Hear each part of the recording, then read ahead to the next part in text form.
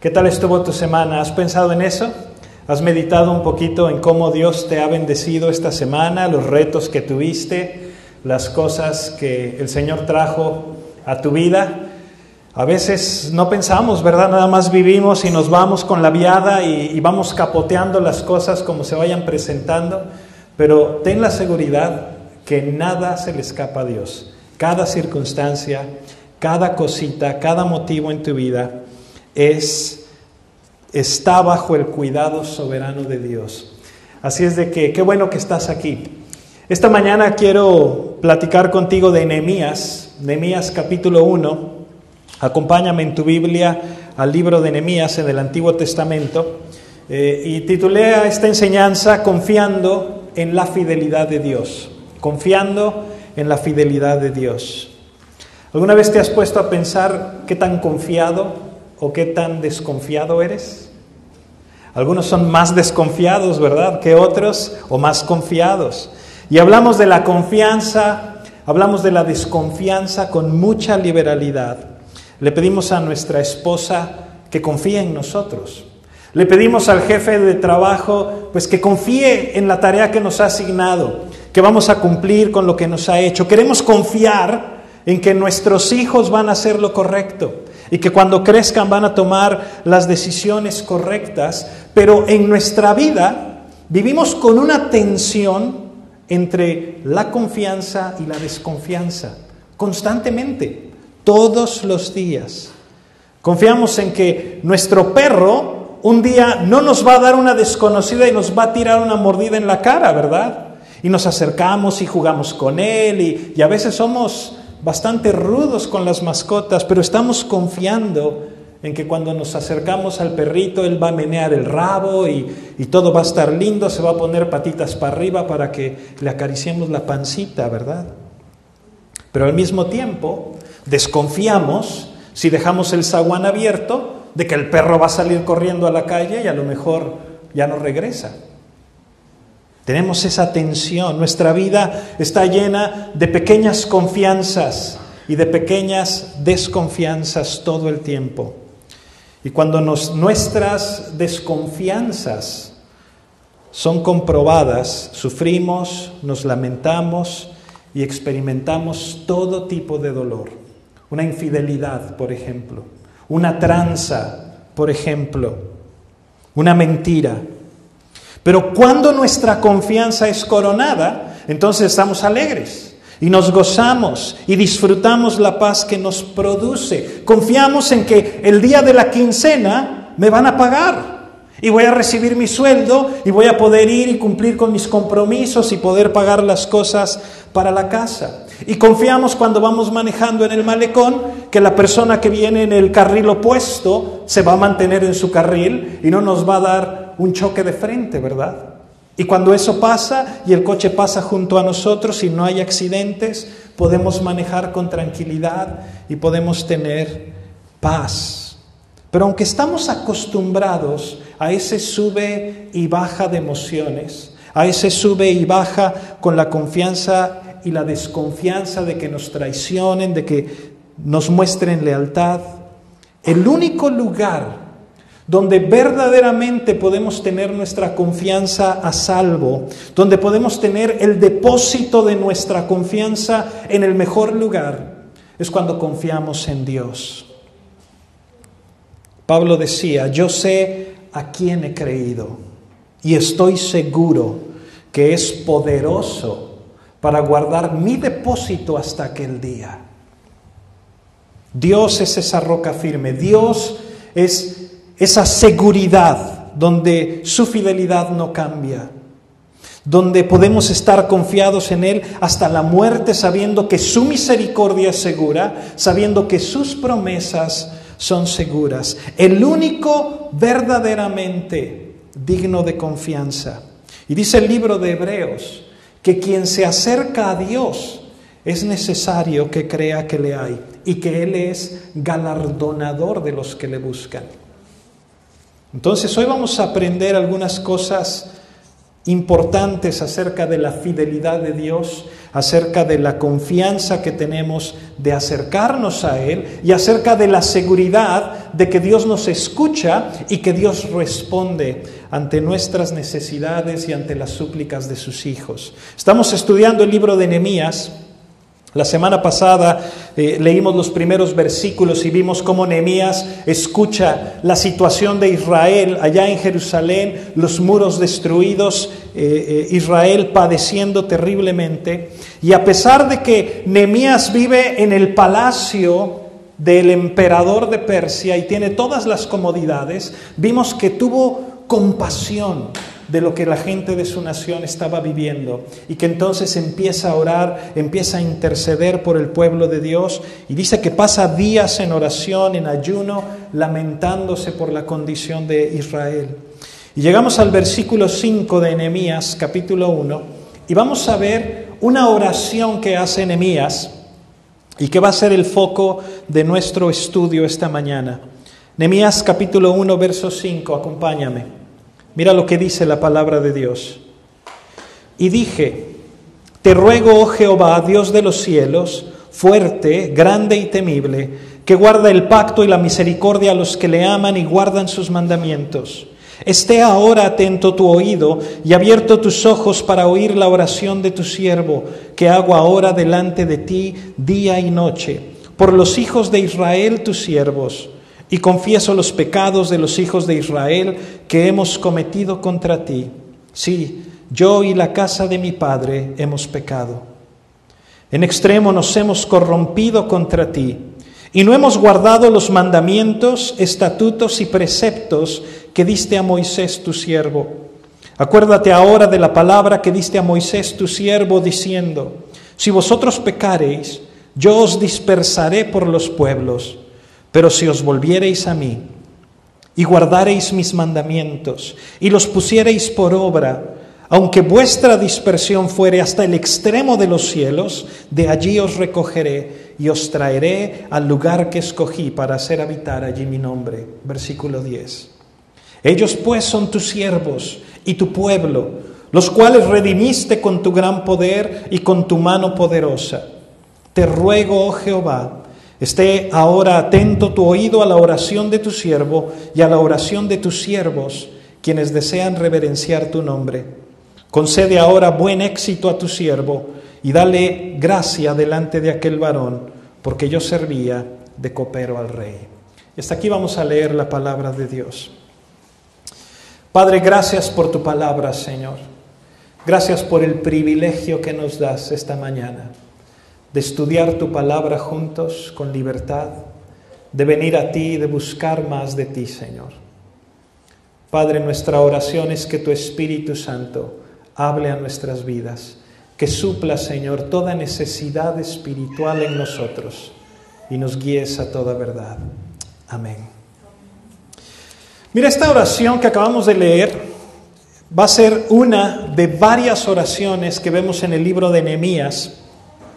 Y vamos a aprender muchas cosas conforme estudiamos las oraciones de Nehemías, pero simplemente el hecho de ver a este hombre orando en cada etapa importante de su vida, cada decisión que él tiene que tomar, conforme lees el libro de Nehemías, vas a ver que te lo muestra orando. Te lo pone a él buscando a Dios, te lo pone a él viniendo delante de Dios, antes incluso de contestar ciertas preguntas que le hacen. Y te vas a dar cuenta que eso es una gran lección para todos nosotros. Y lo que pasa es que a muchos de nosotros la oración es algo que está por ahí guardado en algún lugar. A lo mejor nada más oramos, y eso algunos nada más a la hora de los alimentos, y le damos gracias a Dios por los alimentos. Pero déjame decirte algo, hasta la persona más atea, el más ateo de los hombres, cuando su hija está en cuidados intensivos, luchando entre la vida y la muerte, se le escapa un clamor a Dios y le dice, Señor, ayúdame. Señor, salva la vida de mi hija, perdónala.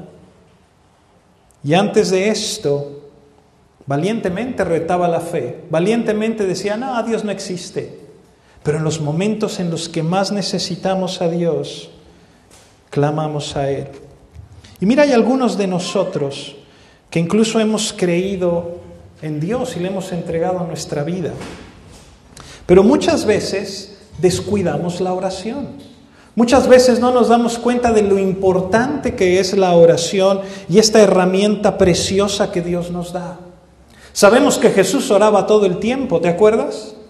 Tú lees el Evangelio de Lucas y nos pone a Cristo orando en todos los momentos importantes de su vida.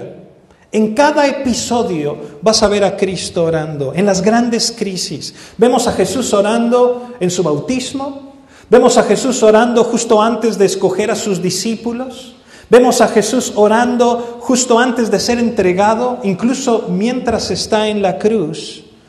Nos lo pone ahí orando, antes de su primera confrontación con los fariseos. El Evangelio de Lucas, Lucas 5:16, nos muestra a Cristo orando. Imagínate, Dios en la carne orando todo el tiempo.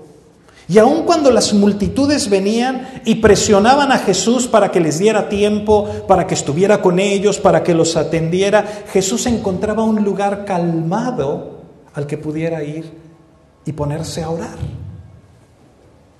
Imagínate, si el Hijo de Dios necesitaba orar tanto, si el Hijo de Dios, que estaba libre de pecado, que estaba libre de maldad, tenía que encontrar tiempo para ponerse a orar y buscar el rostro de su Padre, ¿cuánto más tú y yo? Que somos pecadores, que estamos sujetos a todas las presiones del mundo y de la carne. Y creemos que podemos salir adelante en nuestros días sin siquiera elevar una oración diaria al Señor. Necesitamos oración. Pero déjame decirte algo, la oración no es una fórmula de hacer las cosas. No es un mantra que tienes que estar repitiendo muchas veces de la misma manera.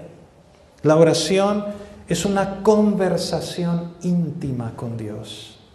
Es hablar con tu Padre Celestial, es la manera en la que nos comunicamos con Dios, en la que le abrimos nuestro corazón, en la que podemos hablar con Él y decirle, Señor, mira mi aflicción, mira mi gozo, mira mis preocupaciones, mira mis temores, pero también agradecerle su favor.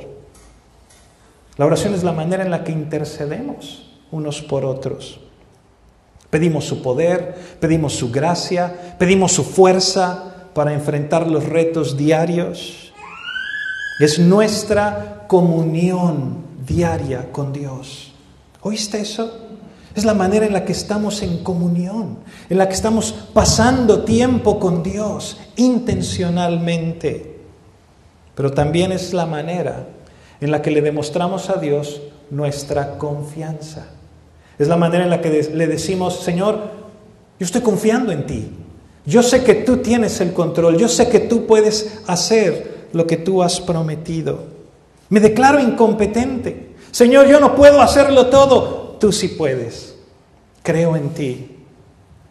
Me puedo arrojar a tus brazos. Puedo confiar en que tú, Señor, responderás y que tú vas a hacer tu voluntad. Wow. ¿Te fijaste cómo empieza Nehemías su oración? Es bien interesante. Empieza con una declaración acerca de quién es Dios. Mira el versículo 5. Dice, te ruego, oh Jehová, Dios de los cielos, fuerte, grande, temible, que guarda el pacto y la misericordia a los que le aman y guardan sus mandamientos. Jehová, Dios de los cielos, fuerte, grande, temible, que guarda el pacto, que guarda la misericordia. 7 cosas está diciendo en sus primeras palabras de quién es Dios. ¿Por qué? Porque Nehemías sabe a quién le está hablando. Él sabe con quién está hablando. Este hombre que seguramente nació en Babilonia, ¿te acuerdas que estuvieron en el exilio 70 años? Seguro Nehemías nació allá, entre los babilonios, entre los persas, y sin embargo conocía a Dios, amaba a Dios, conocía su palabra. Es un hombre que conoce las Escrituras, porque leímos el verso 7 y el 8 y está hablando de Moisés, está hablando de la ley y los mandamientos que Dios le da. Y en el versículo 9 habla acerca de las promesas de Dios. Es un hombre que está orando con Dios, pero que conoce las promesas de Dios. Un hombre que ama la palabra de Dios. Un hombre que ha estudiado, que ha leído, que sabe quién es Dios. No era pastor, ¿sabías? No era sacerdote. Ni siquiera era líder de alabanza, ni tampoco era un diácono de la iglesia. No era nada, era un funcionario público. Trabajaba para el gobierno federal. Era un empleado de gobierno.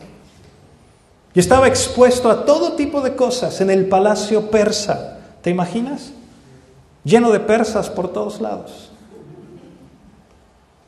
¿Y a quién acude Nehemías cuando está en un momento de tristeza, en un momento de desesperanza?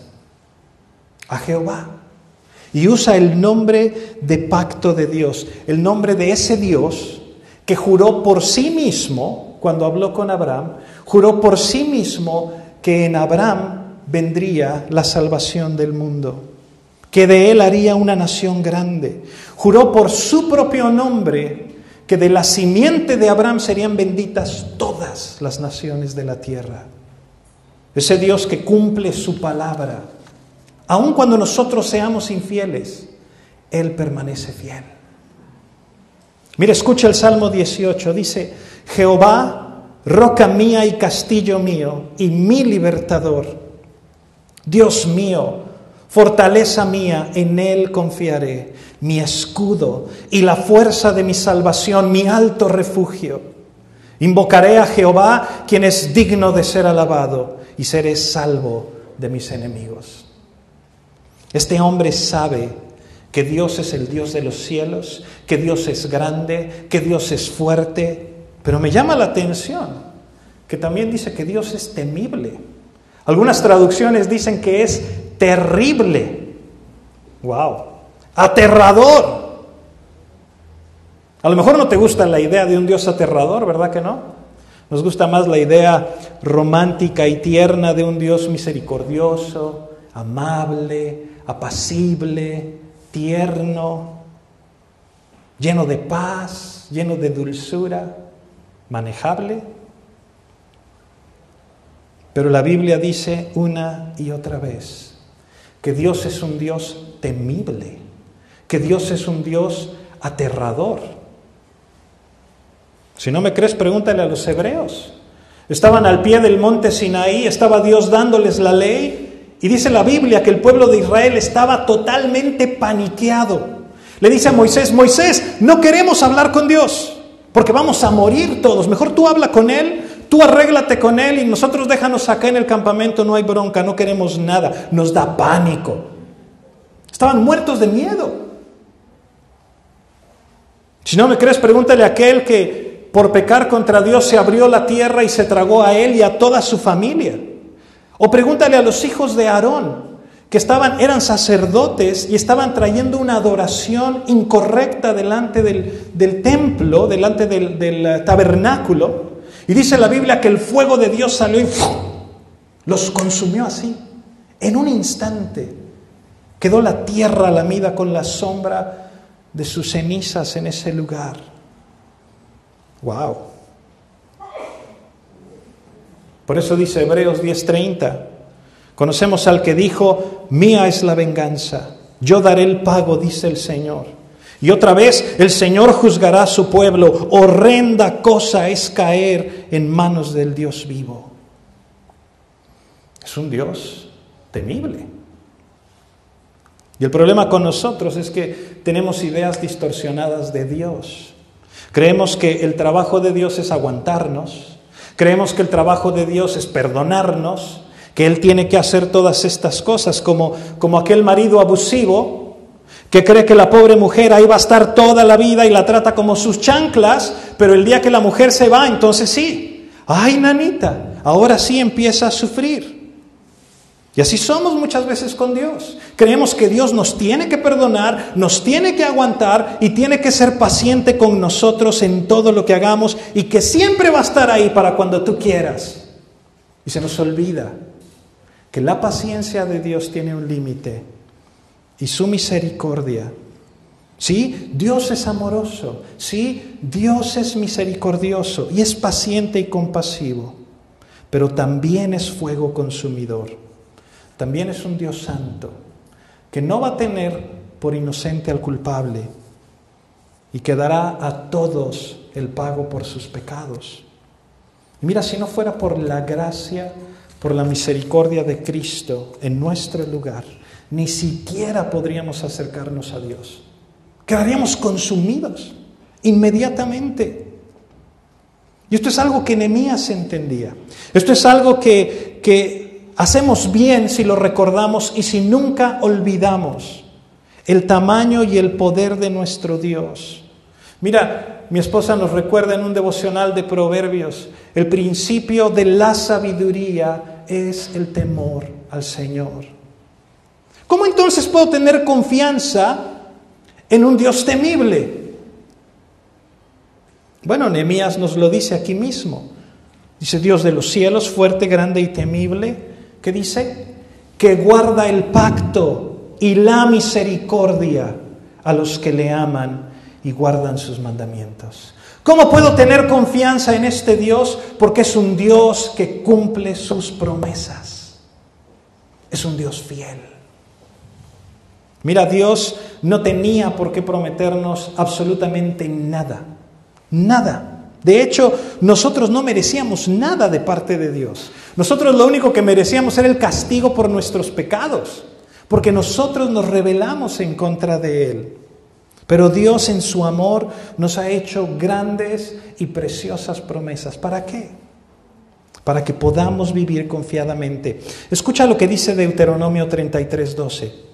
Dice, el amado de Jehová habitará confiado cerca de él, lo cubrirá siempre, y entre sus hombros morará. O el Salmo 9:9. Jehová será refugio del pobre, refugio para el tiempo de angustia. En ti confiarán los que conocen tu nombre, por cuanto tú, oh Jehová, no desamparaste a los que te buscaron. La Biblia entera, hermanos, es el testimonio de la fidelidad y del amor de Dios. Desde Génesis hasta Apocalipsis, una y otra vez, vemos cómo Dios cumple todas y cada una de sus promesas. Un Dios que muestra que Él es fiel. Escucha Isaías 46. Acordaos de las cosas pasadas desde los tiempos antiguos, porque yo soy Dios y no hay otro Dios, y nada hay semejante a mí, que anuncio lo porvenir desde el principio y desde la antigüedad lo que aún no era hecho, que digo, mi consejo permanecerá y haré todo lo que quiero, que llamo desde el oriente al ave y de tierra lejana al varón de mi consejo. Yo hablé y lo haré venir, lo he pensado y también lo haré. Wow. ¿Sabes algo? Si no conoces las promesas de Dios, si no sabes lo que Dios ha anunciado y lo que ha planeado, ¿cómo entonces puedes vivir confiado? Respuesta, no puedes. No puedes porque no conoces sus promesas. No puedes porque no sabes cuál es su voluntad, qué es lo que va a hacer. Y no podemos orar como conviene, porque no sabemos qué conviene, pues no conocemos las promesas de Dios que ha dado y no sabemos cuál va a ser su fidelidad en cuanto a esas promesas. ¿Por qué? Porque no tenemos ni la más remota idea de lo que Dios va a hacer. ¿Te das cuenta? Y es un círculo vicioso en el que al no conocer y no saber las promesas de Dios, simplemente nos encontramos desesperanzados. Y por eso nos preocupamos. ¿Cuáles son las promesas de Dios para ti? Sabe. ¿Cómo que sabe? Ve a la palabra. Conoce lo que Dios te ha prometido. Conoce su palabra. ¿Cómo vas a orar lo que conviene? ¿Por qué crees que Dios nos dio sus promesas? Para que podamos habitar en ellas, para que podamos ser dirigidos por ellas. Jesús hacía todo lo que el Padre le había dicho. Y tú lees los evangelios y una y otra vez te decía, todo esto sucedió para que se cumpliera lo que fue anunciado por el profeta cuando dijo.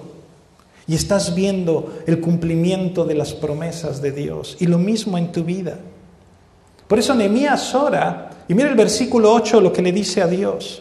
Le dice, acuérdate ahora de la palabra que diste a Moisés tu siervo, diciendo, si vosotros pecareis, yo os dispersaré por los pueblos.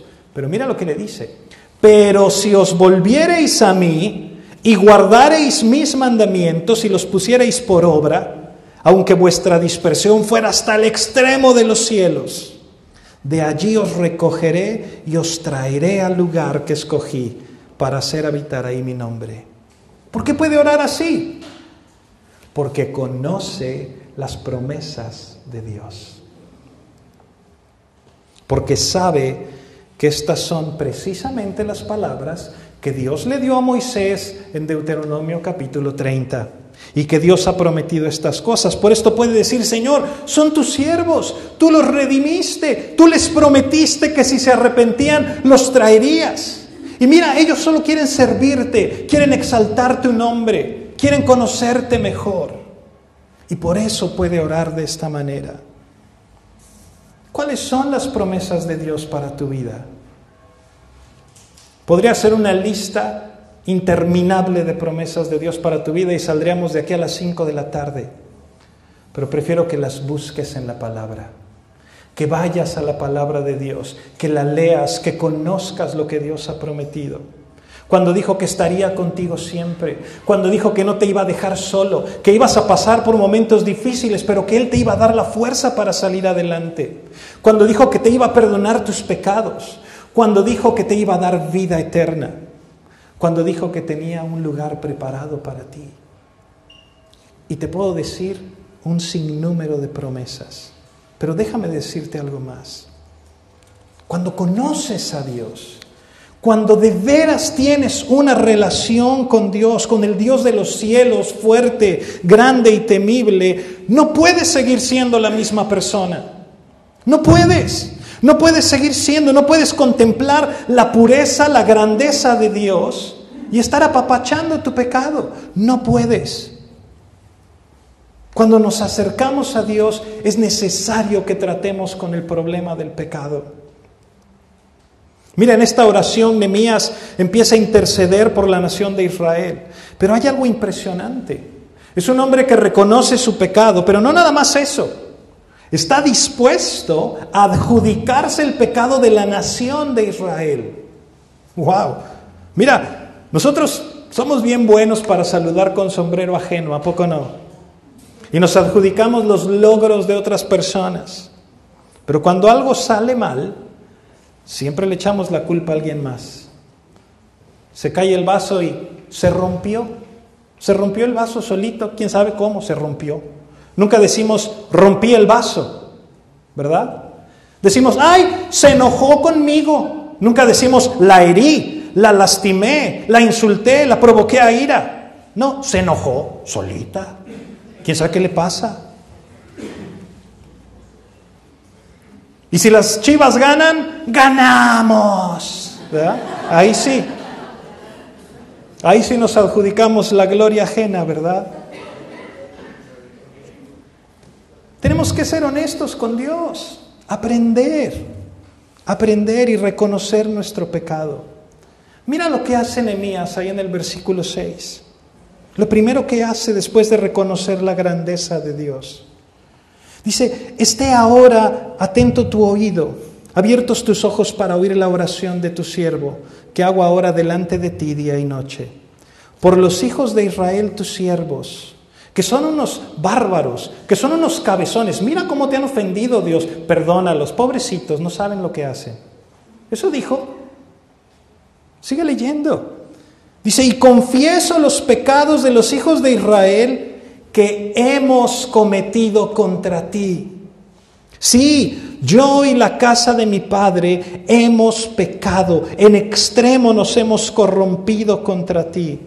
No hemos guardado los mandamientos, estatutos y preceptos que diste a Moisés tu siervo. Es un hombre que se identifica con la necesidad de los demás, con el dolor de los demás.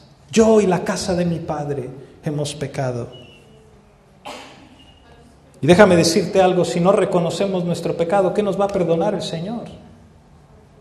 Dice Primera de Juan que si decimos que no hemos pecado, hacemos a Dios mentiroso, y no nada más lo hacemos mentiroso, sino que nos engañamos a nosotros mismos y la verdad de Dios no está en nosotros. El pecado fue lo que nos apartó de Dios en primer lugar, fue lo que nos metió en este problema. ¿Cómo vamos a buscar el favor de Dios si seguimos en nuestro pecado? ¿Cómo vamos a pedirle, Señor, bendíceme, Señor, ayúdame, Señor, guíame, Señor, prospérame, Señor, sáname? Y por el otro lado, seguimos pecando y dándole vuelo a la hilacha como si nada pasara. Solo por medio de Cristo, solo por medio de Jesús. ¿Qué podemos aprender esta mañana? Mira, en primer lugar, que si vamos a vivir confiados en la fidelidad de Dios, tenemos que tener una imagen adecuada, un entendimiento claro de quién es Dios.